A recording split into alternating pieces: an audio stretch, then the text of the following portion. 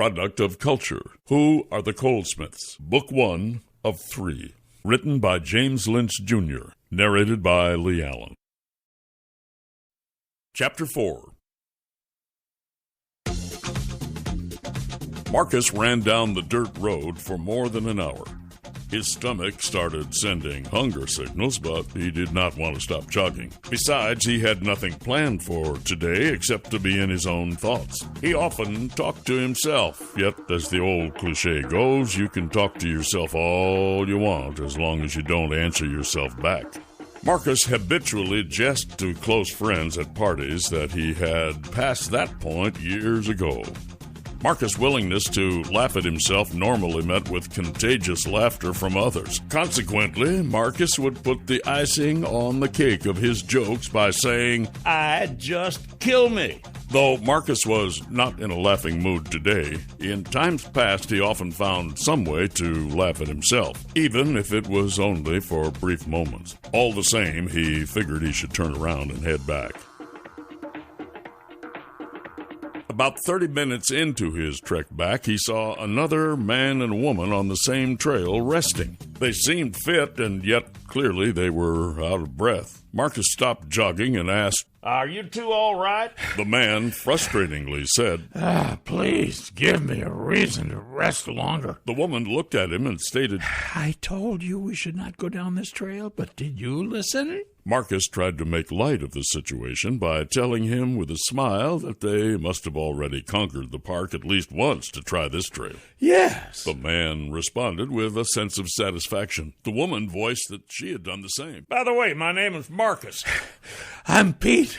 This is my wife, Sheila." Marcus expressed his next thoughts. "I have to say, it's good to see a couple do things together. Do you overall enjoy jogging together?" Sheila shared with a slight frown. "I do for the most part. It's when Superman over here tries to bite off more than we can both chew is when I start to have regrets." She laughed, and so did Pete. "This trail seems like it might be our kryptonite today." Pete laughed out further. Marcus said, "Yes, I believe I've overextended myself, too, so I'm on my way back." Pete said, "This spot seems as good as any to turn around and start back. Do you mind if we jog with you?" "No, I do not mind." As they jogged back together, Marcus went slightly at a slower pace with Pete and Sheila about 10 feet behind him. When they made it back to the entrance of the park, Marcus said, "We are here." Pete replied, "Yes, thank you for running with us. It was a pleasure to meet and talk with you." "Likewise." Marcus returned the sentiment. "How long you been at this?" Pete asked. "Oh, for some years." Marcus replied. Pete's eyelids became wider as he looked at Marcus. Sheila stated it was a pleasure to meet Marcus, but she was going to run over to the car now. Pete mentioned, "Give me a moment, dear." As she ran over to the car, Pete said, "Thank you for slowing your pace down while jogging so you could help us make it back. At the time, I wanted to completely stop and walk back." Marcus shared, "No problem. Sometimes our desire is to climb Mount Everest, but we only have the stamina to run a marathon." "Hey, Pete, just run your marathon for now." Pete stated, "Yes, it would sure make the wife happy, Marcus." Pete held out his hand. "It has truly been a pleasure meeting you." "Pete, the pleasure's mine." Marcus responded as he shook Pete's hand. Pete ran off to the car.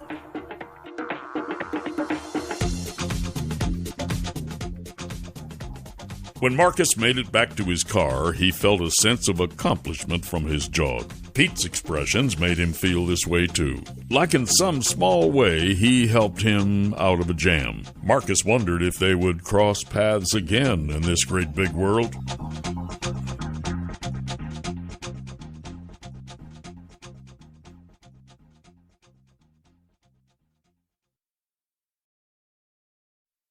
Chapter 5.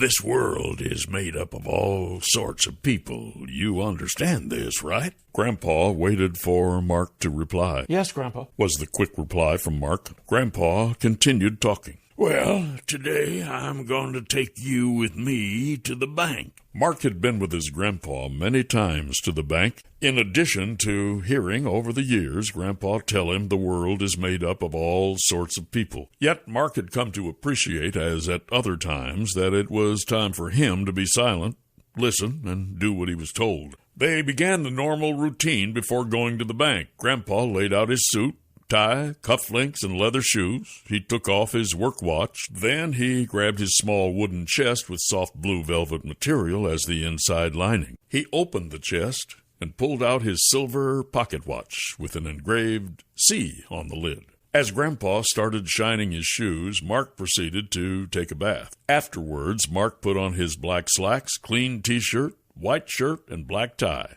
Although his shoes could use some shining themselves, Mark was now ready to go.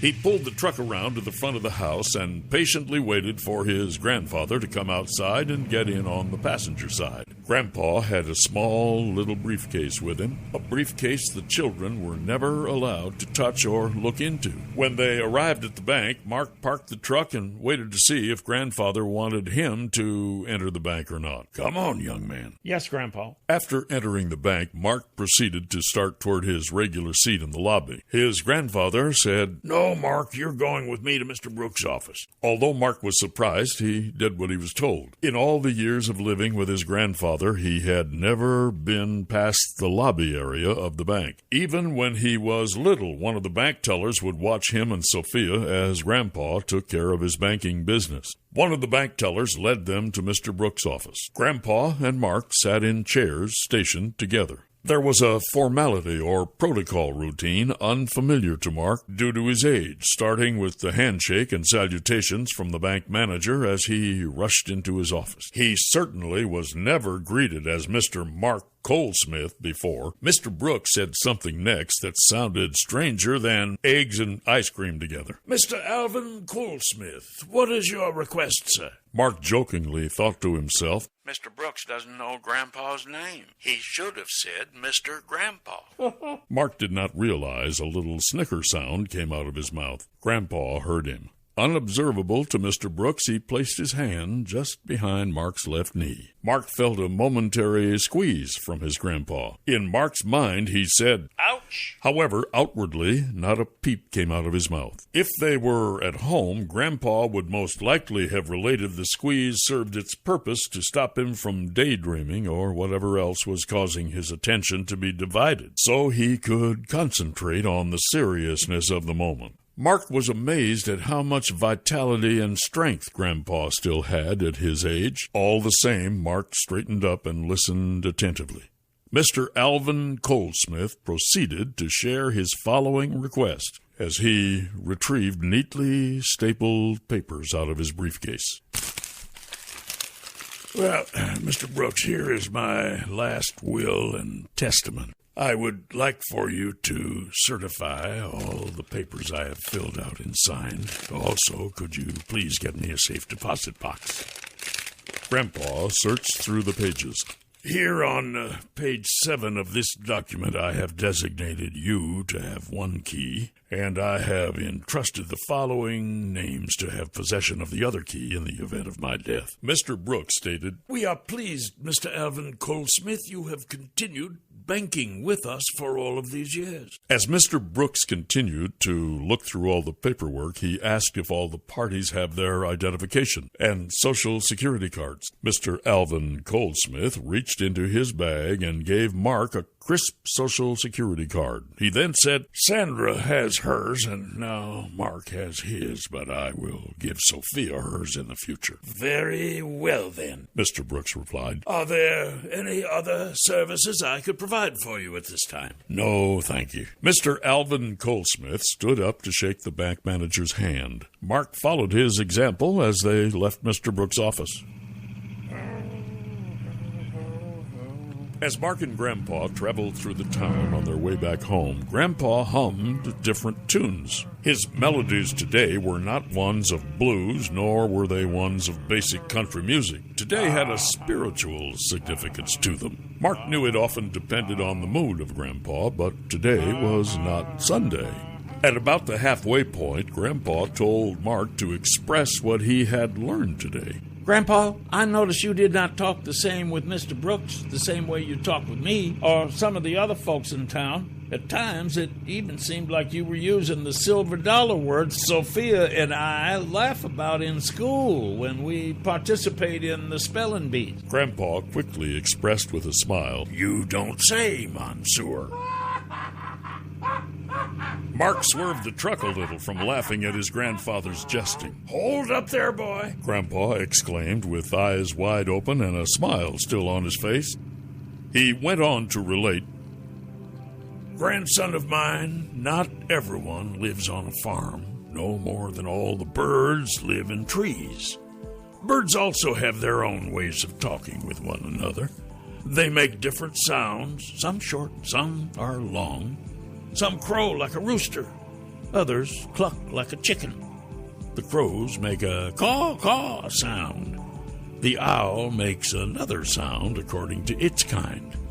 Even the duck makes a quacking sound, does it not?" Yes, Grandpa. "Boy, I've noticed when you are around those types of birds, you mimic their sounds. Even the chickens know when you're about to feed them. By listening to the rooster, you know when to get up in the morning and when danger is around. So, do you have to be a bird in order to receive valuable information from them?" No, Grandpa. "But do you have to be able to understand their sounds or signals, and sometimes be able to relate the signals back to them? Do you understand?" I think so, Grandpa. Grandpa pointed upward and asked, "Where do eagles live?" Mark was happy to share what he had learned in school with his grandfather. Trees and mountains. "Well, do you really know the sounds and signals of the eagle? Have you ever heard him speak or give you warning signs of danger?" Grandpa kept talking, and Mark realized he was not supposed to answer such questions verbally, but internally. "When you leave this area, you'll meet all sorts of birds or people. Mr. Brooks is like an owl that has good vision and hearing. He understands the signals of all types of birds, even the ones you have not seen in person, like the bald eagle. When I take my last breath, I request of you to go and see Mr. Brooks, and you listen to him when it comes to any and all financial situations you will encounter in the future. He will watch over your monies and other financial interests. Over the years, I have found him to be noble like the eagle. Visit him on a monthly basis starting from this point forward. He will instruct you in stocks, bonds, and people from his side of the train tracks. Make sure you always give him the utmost respect by your words and dress. You understand?" After a pause, Mark knew to reply vocally. Yes, I understand, Grandpa. "And why is this important?" he asked Mark, in which his grandson laughingly replied, The world is made up of all sorts of people. Grandpa smiled at him. Mark couldn't resist the next statement. And birds of a feather flock together, Grandpa. Boy, what am I going to do with you? His grandfather chuckled.